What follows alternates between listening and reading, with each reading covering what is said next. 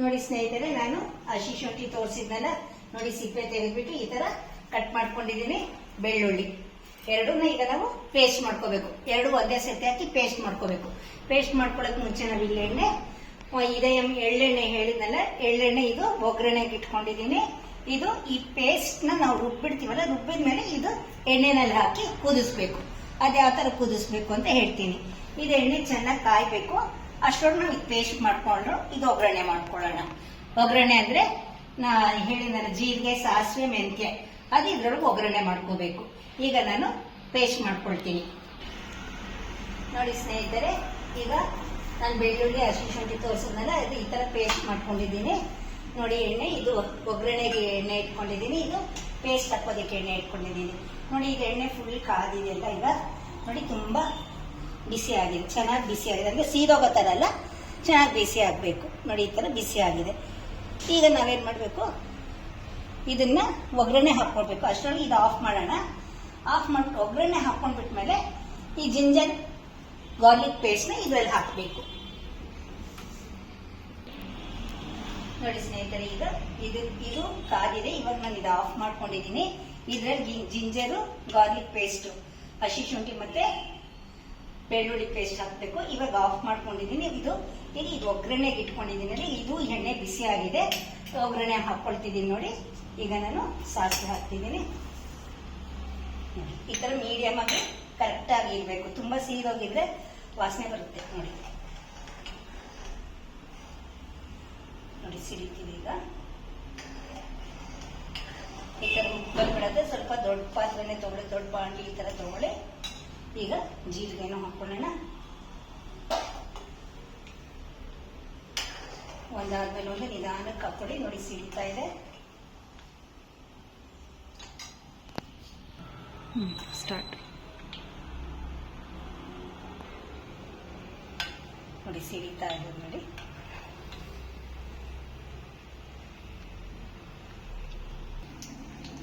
ನೋಡಿ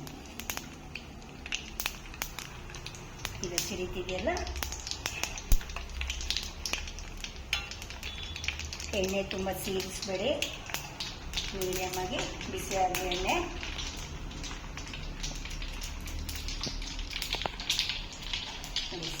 ಪಟ ಪಟ ಪಟ ಅಂತ ಸಿಡಿತಿದೆ. ಈಗ ಜೀರಿಗೆ ಹಾಕೋಣ. ಸ್ವಲ್ಪ ದೊಡ್ಡ ಬಾಂಡ್ಲಿ ತಗೊಳ್ಳಿ, ಇಲ್ಲ ಉಪ್ಪು ಬಂದ್ಬಿಡುತ್ತೆ ನಿಮಗೆ.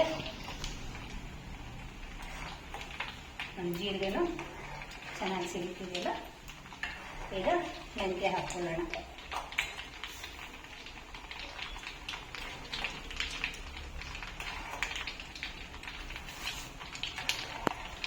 ಮೆಂತ್ಯ ಬಣ್ಣ ಬರೋ ತನಕ ಬಿಸಿ ಮಾಡ್ಕೊಳ್ಳೋಣ.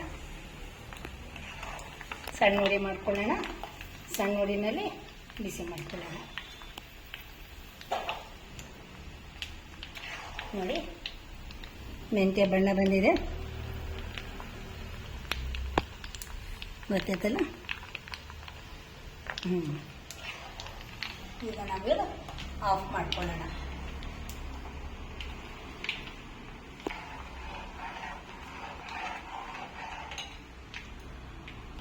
ಈಗ ಎಣ್ಣೆ ಬಿಸಿ ಆಗಿತ್ತಲ್ಲ, ನಿಧಾನಕ್ಕೆ ಸ್ವಲ್ಪ ಸ್ವಲ್ಪನೇ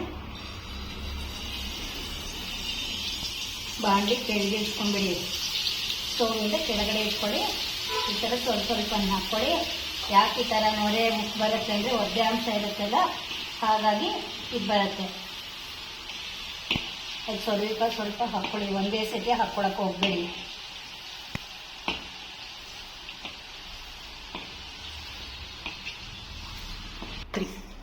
ನೋಡಿ ಸ್ನೇಹಿತರೆ, ಅದು ಹುಕ್ಕೆ ಎಷ್ಟಾದ್ರೂ ಕೆಳಗೆ ಹೋಗಲಿಲ್ಲ. ಅದಕ್ಕಿಂತ ಸ್ವಲ್ಪ ದೊಡ್ಡ ಬಾಂಡ್ಲಿ ಇಟ್ಕೊಂಡೆ, ದೊಡ್ಡ ಪಾತ್ರೆ. ನೀವು ಸ್ವಲ್ಪ ದೊಡ್ಡ ಬಾಂಡ್ಲಿನ ಇಟ್ಕೊಳ್ಳಿ, ಪಾತ್ರೆನೋ ಬಾಂಡ್ಲಿನ ಏನು ಇಟ್ಕೊಳ್ತಿರೋದು ಹಾಕಿ ಮಿಕ್ಸ್ ಮಾಡ್ಕೊಳ್ಳಿ.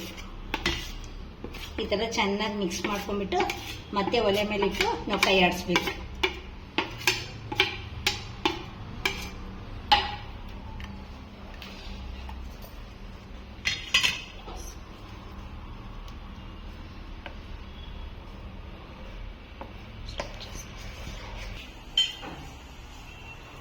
ಸ್ನೇಹಿತರೆ, ಈಗ ದೊಡ್ಡ ಪಾತ್ರೆ ಇಟ್ಟಿದ್ದೀನಿ.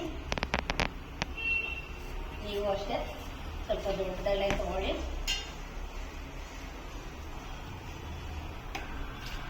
ಈ ಥರ ಮತ್ತೆ ಇನ್ನೊಂದ್ಸತಿ ಚೆನ್ನಾಗಿ ಕುದಿಯೋ ಥರ ಬಿಸಿ ಮಾಡಬೇಕು.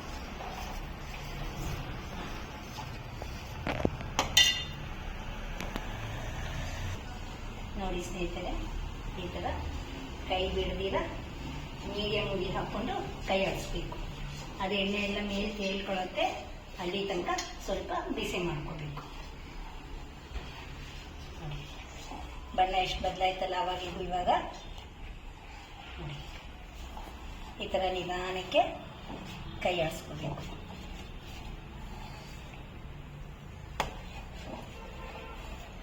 ನೋಡಿ ಸ್ನೇಹಿತರೆ, ಈ ಥರ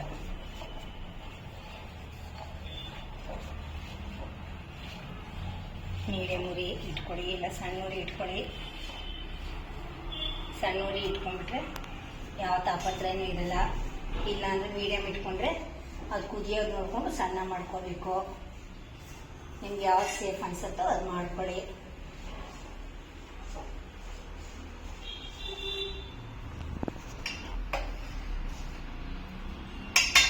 ನೋಡಿ ಈ ಥರ ಮಾಡ್ಕೋಬೇಕು.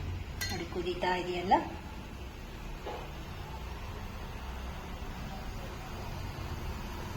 ನೋಡಿ ಎಣ್ಣೆ ಮೇಲೆ ತೇರೋ ಥರ ಆಗ್ತಿದೆ. ಮೀಡಿಯಮ್ ಉರಿ ಇಟ್ಕೊಂಡಿದ್ದೀನಿ ನಾನು. ಇನ್ನೊಂದೆರಡು ನಿಮಿಷ ಕುದಿಸೋಣ.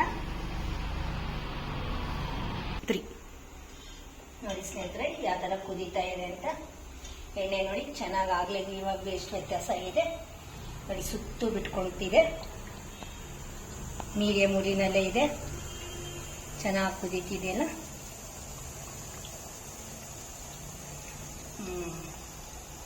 ಈಗ ನಾವು ಇದನ್ನ ಸಣ್ಣ ಉರಿ ಮಾಡ್ಕೊಳ್ಳೋಣ. ಮೀಡಿಯಮ್ ಇಂದ ಸಣ್ಣ ಉರಿ ಮಾಡ್ಕೊಂಡಿದ್ದೀವಿ.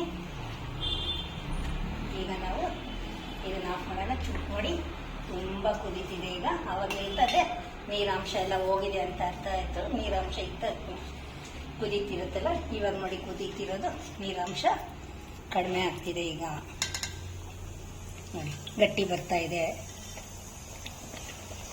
ಆಗಲೇ ಇದ್ದಿದ್ದ ಗಟ್ಟಿಗೂ ಇವಾಗಿರೋ ಗಟ್ಟಿ ನೀವೇ ನೋಡಿ. ಈಗ ನಾವು ಇದನ್ನು ಆಫ್ ಮಾಡೋಣ. ಪಕ್ಕಕ್ಕಿಡೋಣ ತಣ್ಣಗಾಗಲಿ ಅಂತ. ಇದು ನೋಡಿ ಒಳ್ಳೆ ತುಪ್ಪ ಇದ್ದಂಗಿದೆ ನೋಡಿ. ತುಪ್ಪ ಇದ್ದಂಗಿದೆ ನೋಡಿದ್ರ. ಇವಾಗ ಇದು ಒಗ್ಗರಣೆ ಹಾಕೊಂಡಿದ್ದೀವಲ್ಲ, ಅದು ಇದಕ್ಕೆ ಹಾಕೊಂಡ್ಬಿಡೋಣ.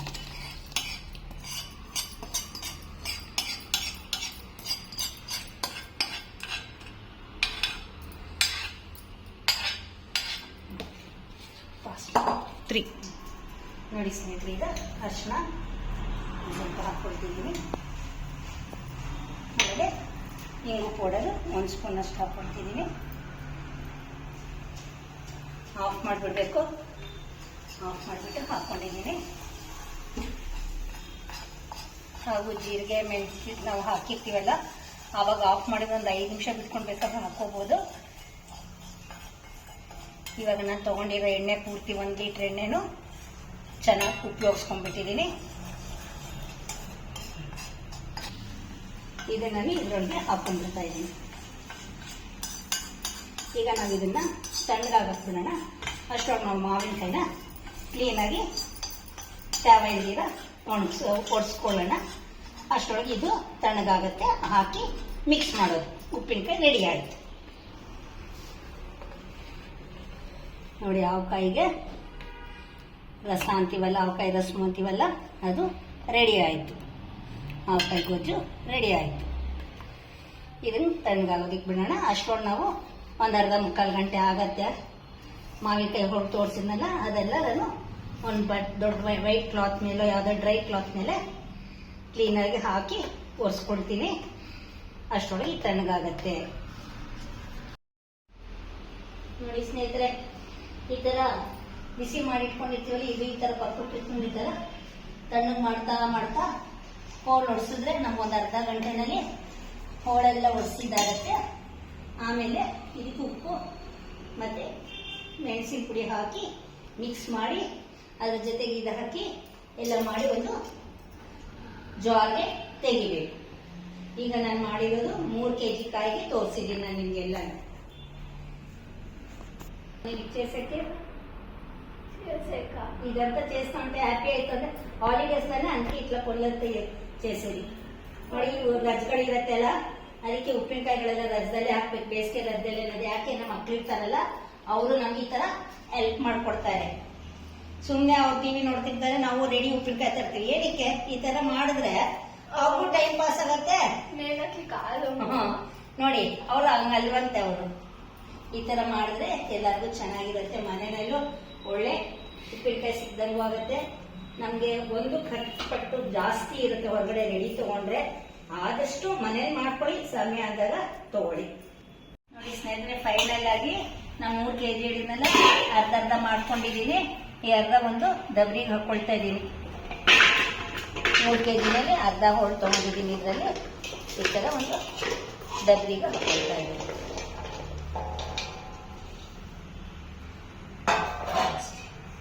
ನೋಡಿ 1 kg ಉಪ್ಪು ತಗೊಂಡಿದ್ದೀನಲ್ಲ, ಈಗ ಅರ್ಧ ಹಾಕೊಳ್ತೀನಿ. 3, 4, 5, 6 ನೋಡಿ. ಈ ಸ್ಪೂನಲ್ಲಿ 2 ಸ್ಪೂನ್ ಹಾಕ್ಕೊಂಡಿದ್ದೀನಿ. ಇದೇ ಸ್ಪೂನಲ್ಲಿ ಮೆಣಸಿನ ಪುಡಿ 5 ಸ್ಪೂನ್ ಹಾಕ್ಕೊಳ್ತೀನಿ. ಮೆಜರ್ಮೆಂಟ್ kg ಲೆಕ್ಕನೂ ಹೇಳಿದ್ದೀನಿ, ಸ್ಪೂನಲ್ಲೂ ತೋರಿಸ್ತಾ ಇದ್ದೀನಿ.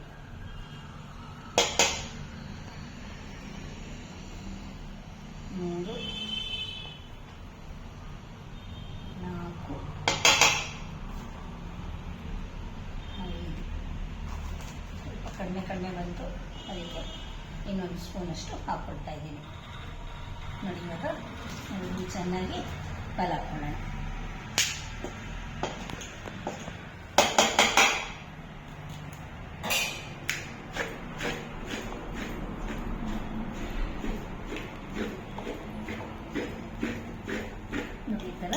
ಫುಲ್ ಹೋಳುಗಳಿಗೆ ಖಾರ ಹಿಡಿಬೇಕು. ಸ್ಪೂನಲ್ಲಿ ಮಾಡೋದಕ್ಕಿಂತ ಇನ್ನೂ ನಿಮ್ಮ ಕೈಯಲ್ಲಿ ಎಷ್ಟಾಗುತ್ತೋ, ಕಡಿಮೆನೋ ಜಾಸ್ತಿನೋ ಪಾತ್ರೆ ನೋಡಿಕೊಂಡು ನೀವು ಹೋಳುಗಳು ಹಾಕ್ಕೊಳ್ಳಿ. ಈ ಥರ ಎಲ್ಲ ಹೋಳುಗಳಿಗೂ ಖಾರ ಮೆತ್ಕೋಬೇಕು.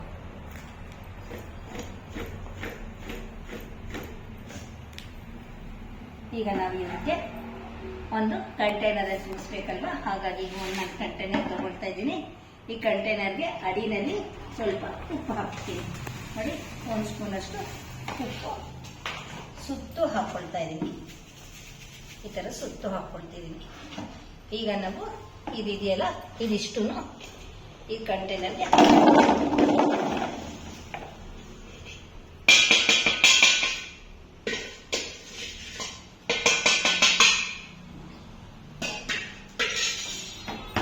ನೋಡಿ ಈ ಥರ ಮಿಕ್ಸ್ ಮಾಡಿ ಇದಕ್ಕೆ ಹಾಕ್ಕೋಬೇಕು.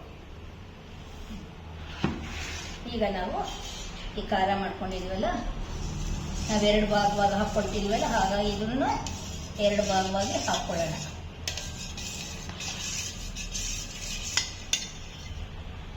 ಇದರಲ್ಲಿ ಅರ್ಧ ಹಾಕ್ತೀವಿ.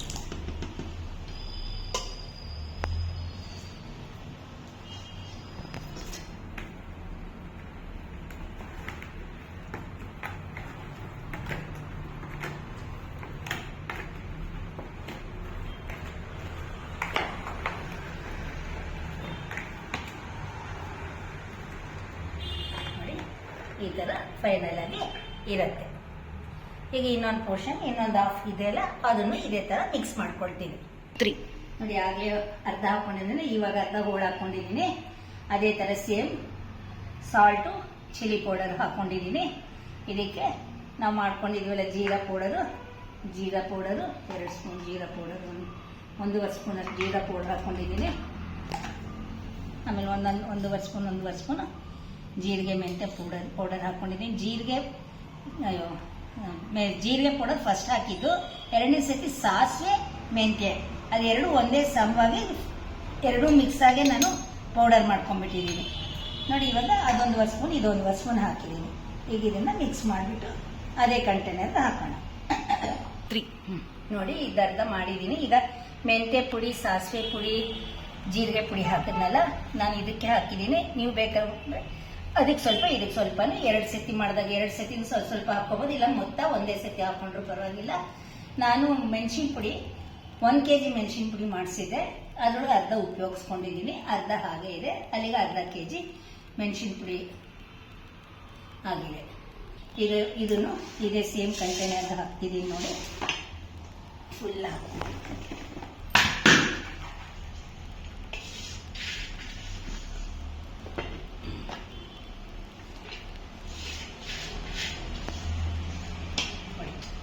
ಇಷ್ಟು ದೊಡ್ಡ ಕಂಟೈನರ್ಗಾಯಿತು. ಇವಾಗ ಇದನ್ನು ಜಿಂಜರ್ ಗಾರ್ಲಿಕ್ ಪೇಸ್ಟನ್ನು ಫುಲ್ಲು ಹಾಕ್ಬಿಡ್ತಾ ಇದ್ದೀನಿ.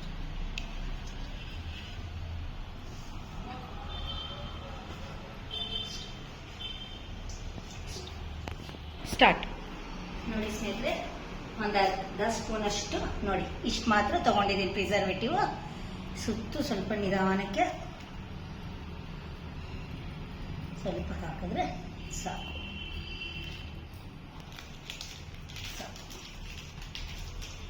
ಇದ್ರ ಹೆಸರು ಪೊಟ್ಯಾಷಿಯಂ ಪರ್ಮ್ಯಾಂಗನೇಟ್.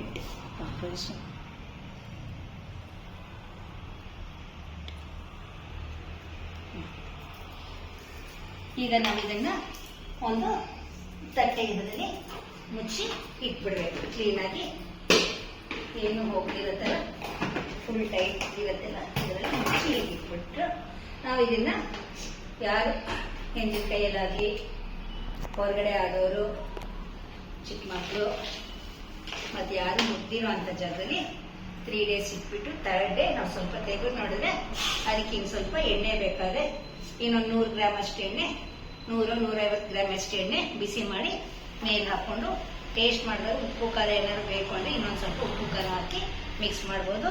ನೋಡಿ, ಇದು ಆವಕಾಯಿ ಉಪ್ಪಿನಕಾಯಿ. ಇನ್ನು ಇದನ್ನ ನಾನು 3ನೇ ದಿವಸನೋ 5ನೇ ದಿವಸನೋ ತೆಗೆದು ನೋಡ್ತೀನಿ, ಆವಾಗಲೂ ನಿಮಗೆ ತೋರಿಸ್ತೀನಿ. ಬಾಯ್.